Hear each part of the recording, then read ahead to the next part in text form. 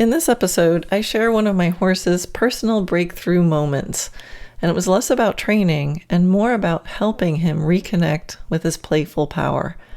This is a horse that's caused me to reevaluate my goals and expectations and redefine what success looks like for the horse rather than myself. So here we go, episode 132, Teo Finds His Power. Hi, I'm Karen Rohlf, and welcome to Horse Training in Harmony. This podcast is about you making progress with your horse in a way that you both can love. It's about learning how to move and be in harmony. Because yes, you really can develop a horse to be both athletic and happy.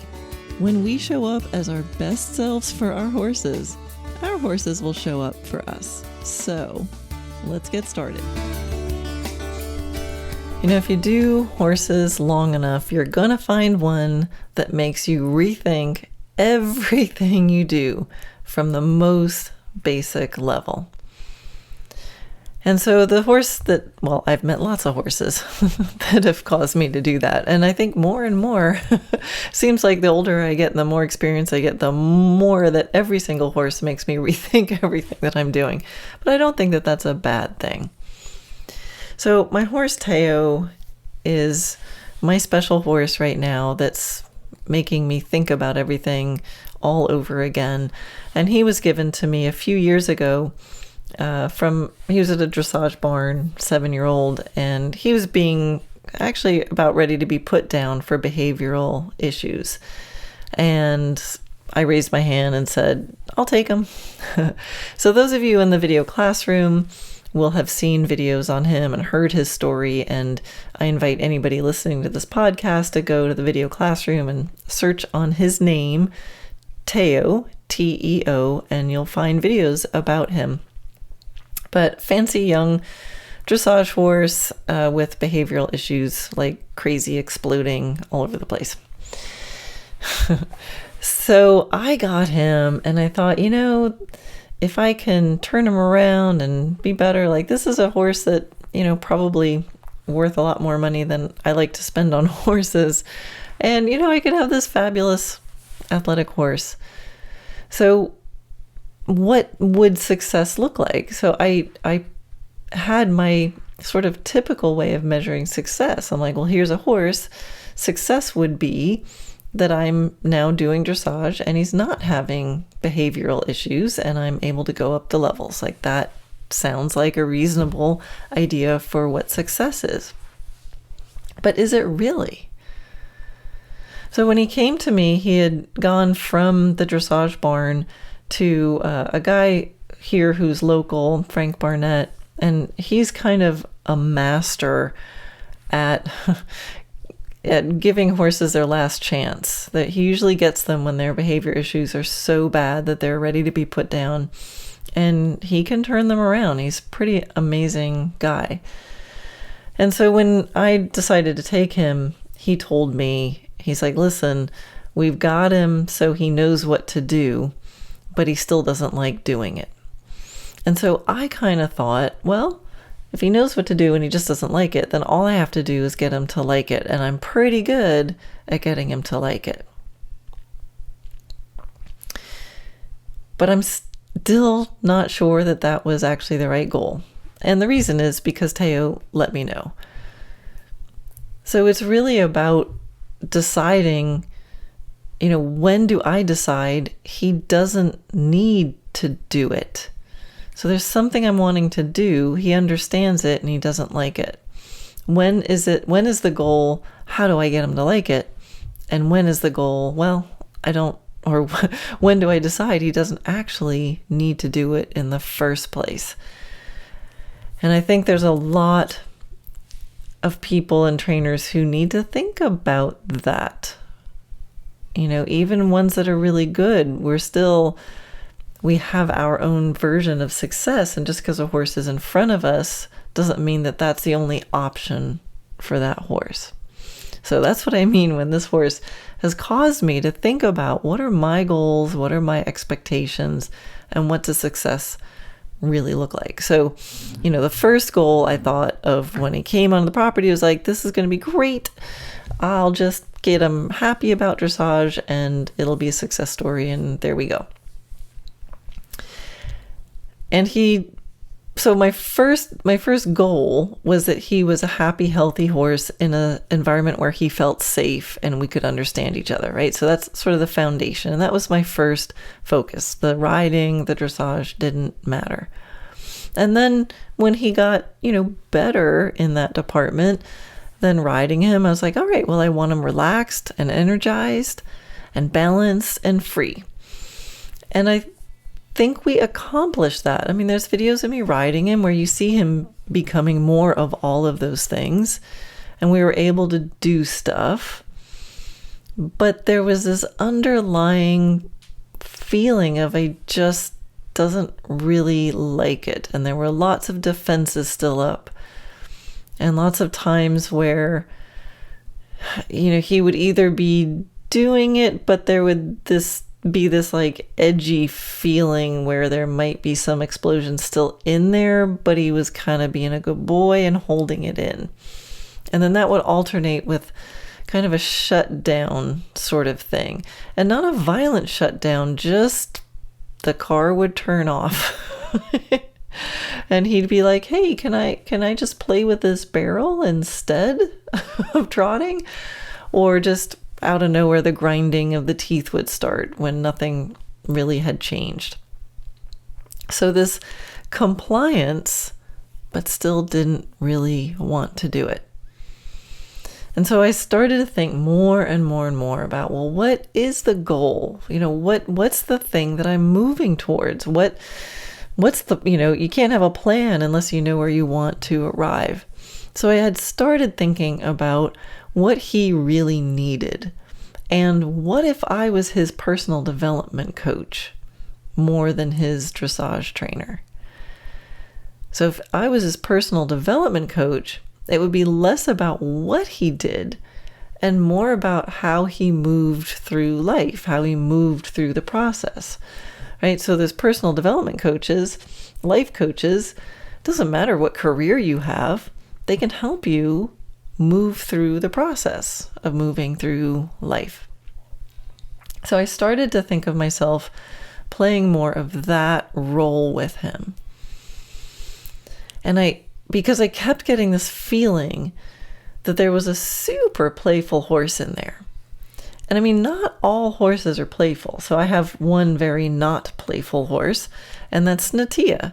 Natia just is not playful. Like Solana, she can get playing. Most of my horses can get in a mode where they're really playing and they get exuberant.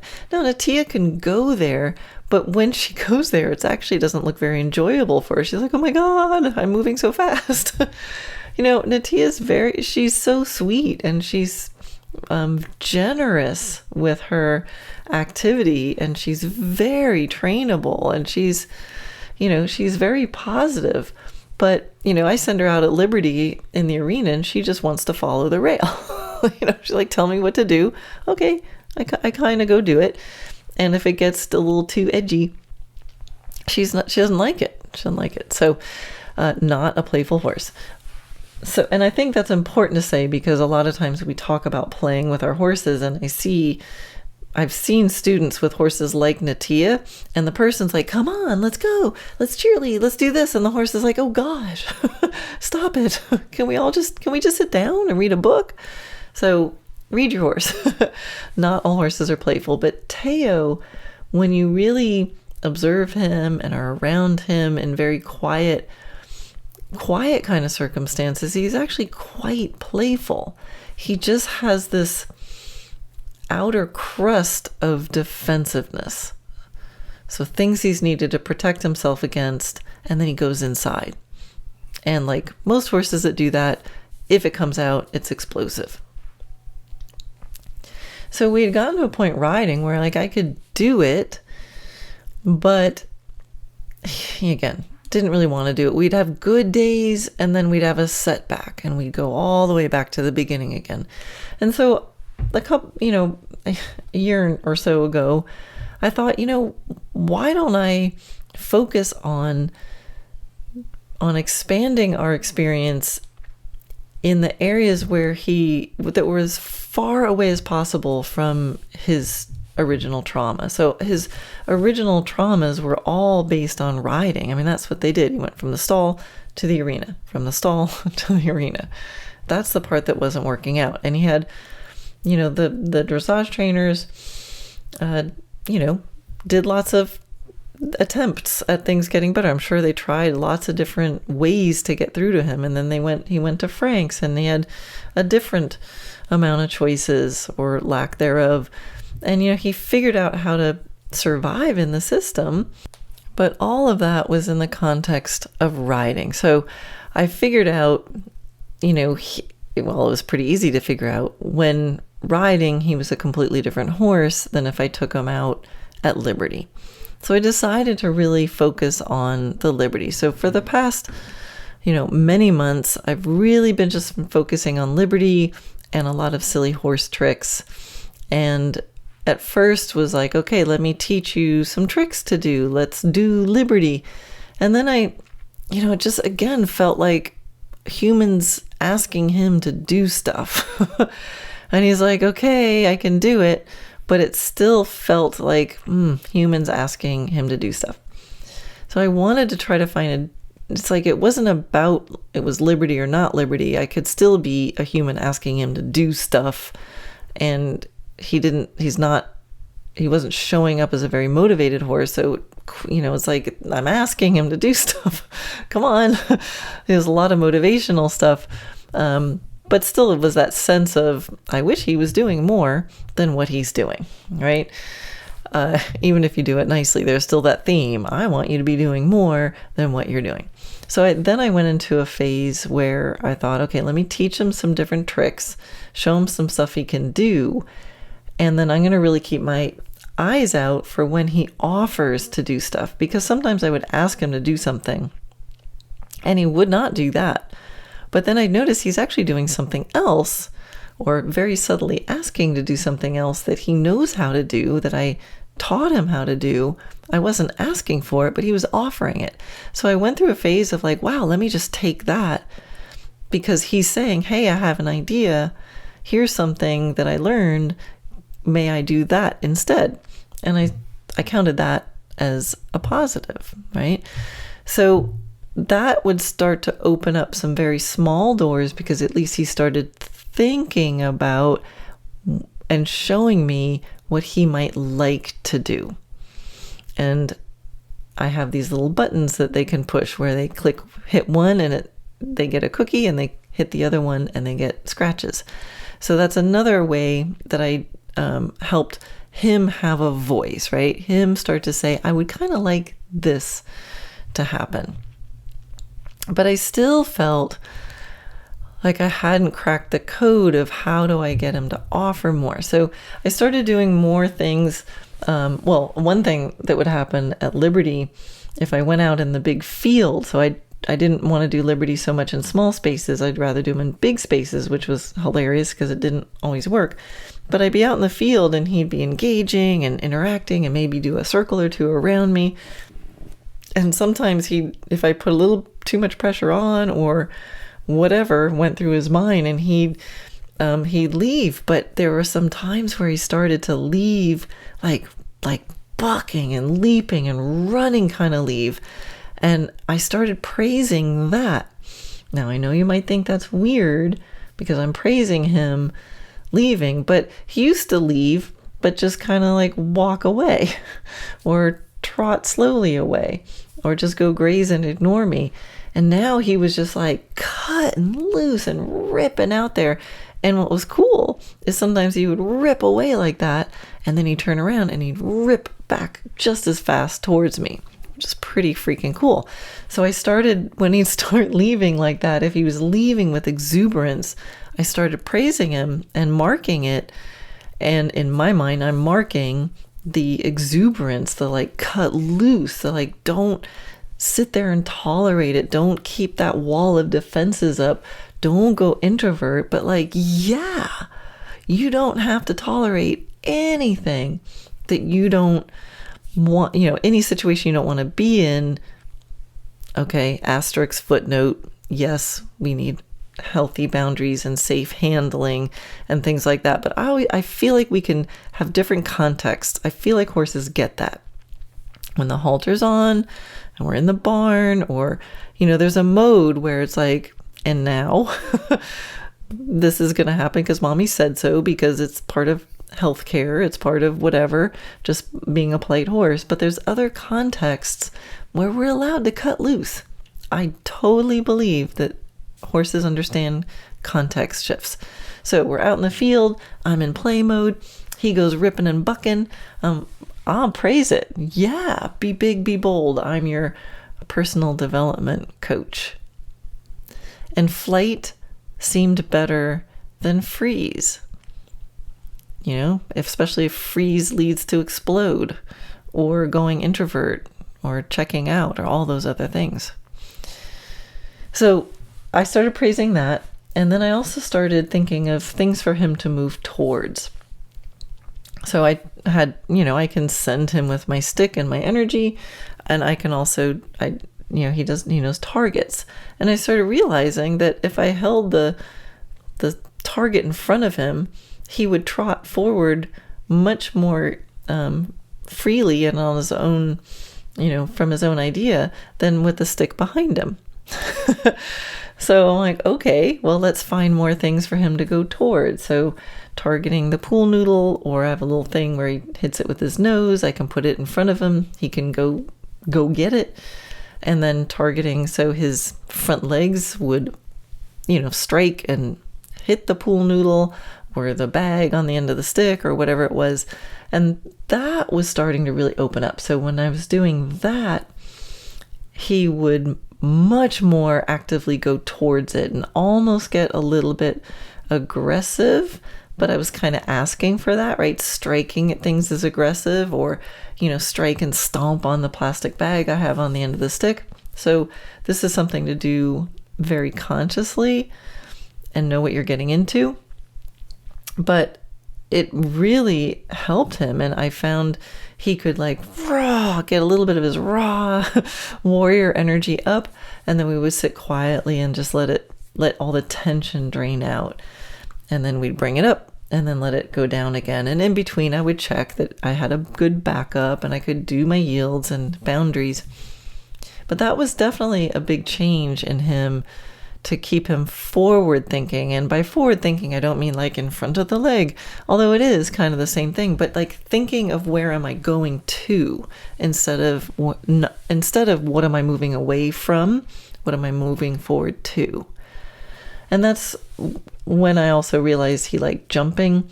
So putting some little jumps out, I would notice he would jump it and then he'd accelerate to come jump it again. So again, things that were having his brain say, ooh, I want to go do that. But it was still pretty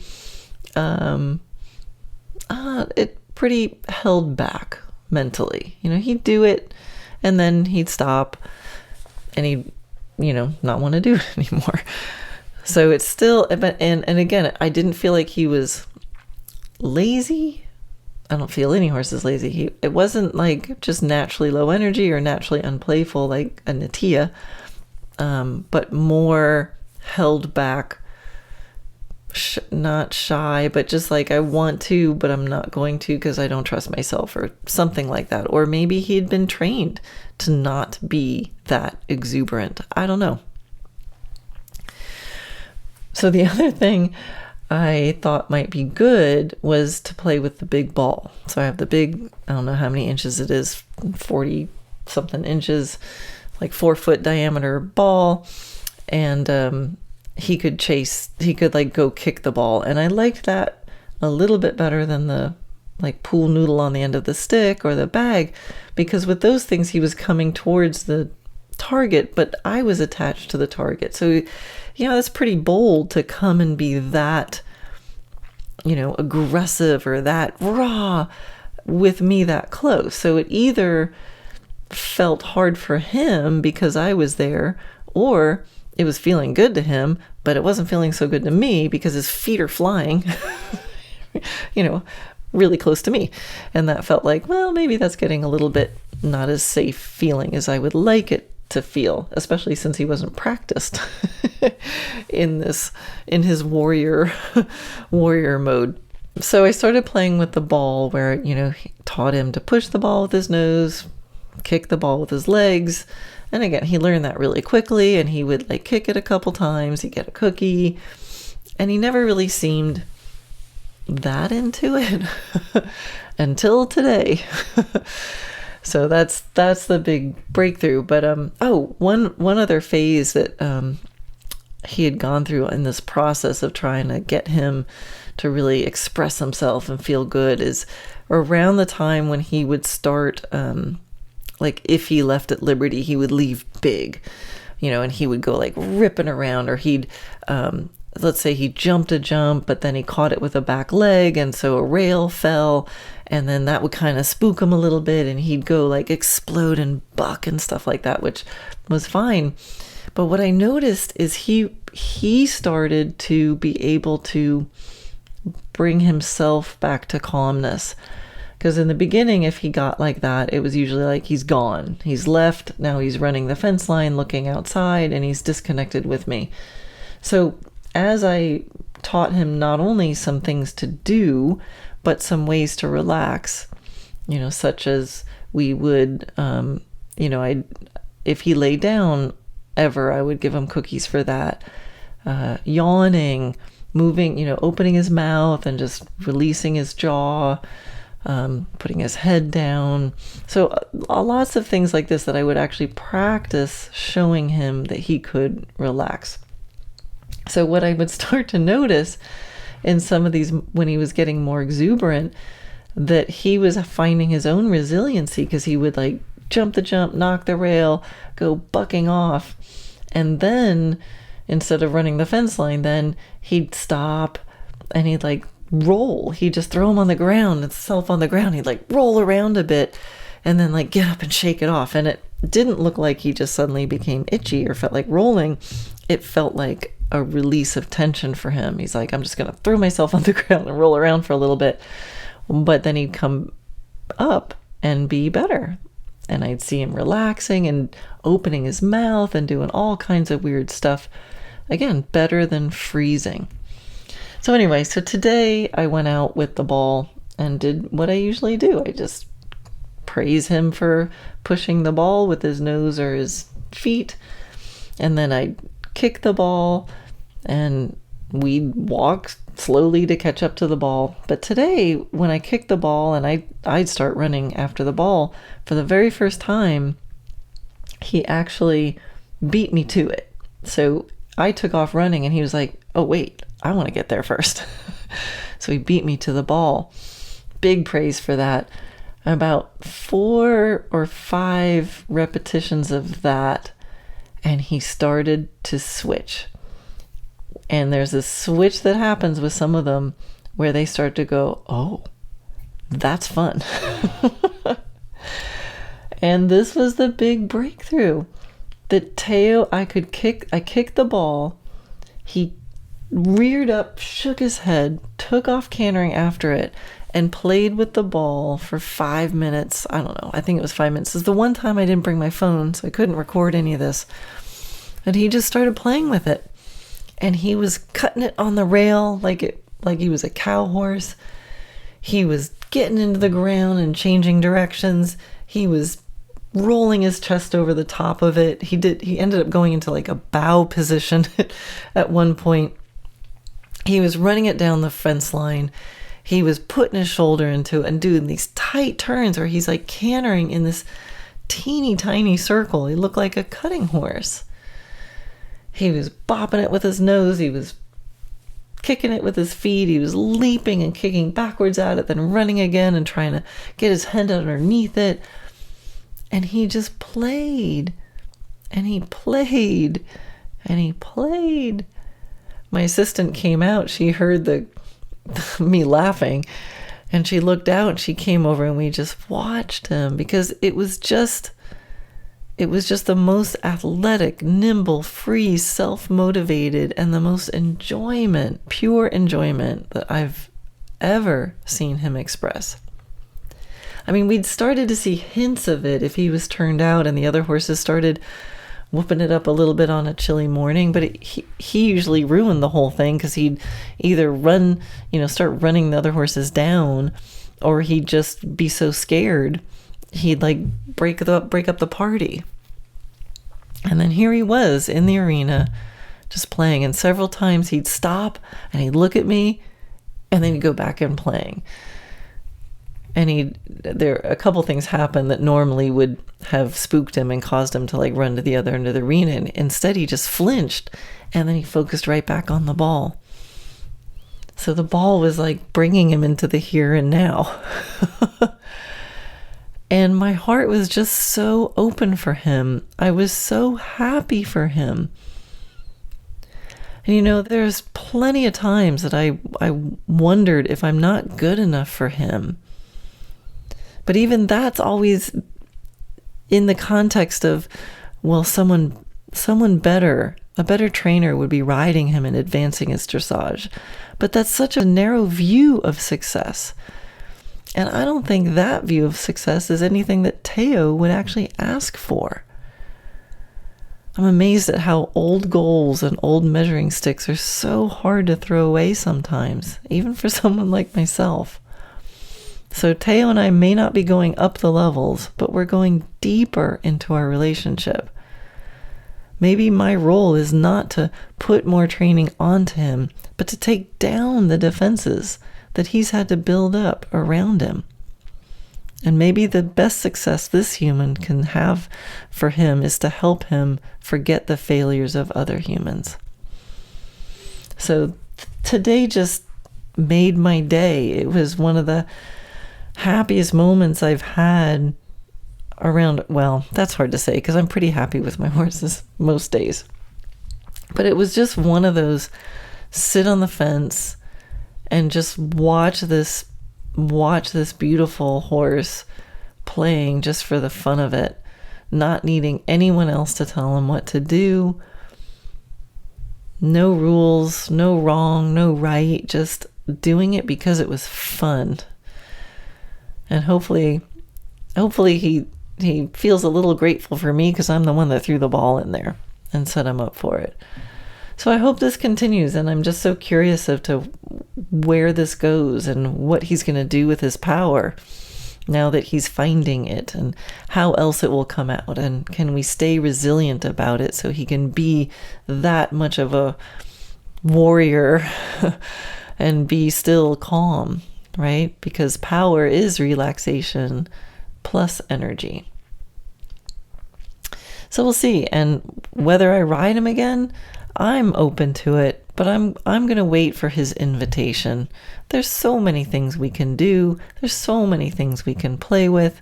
He doesn't know he was born as a horse who could be amazing at dressage, and that's okay with me. So I'm happy for these horses that cause me to look at everything differently, because I have to. Anyway, I hope you enjoyed that story. It was a little meandering and babbly, but I'm just so happy for my horse, and I can't wait for tomorrow.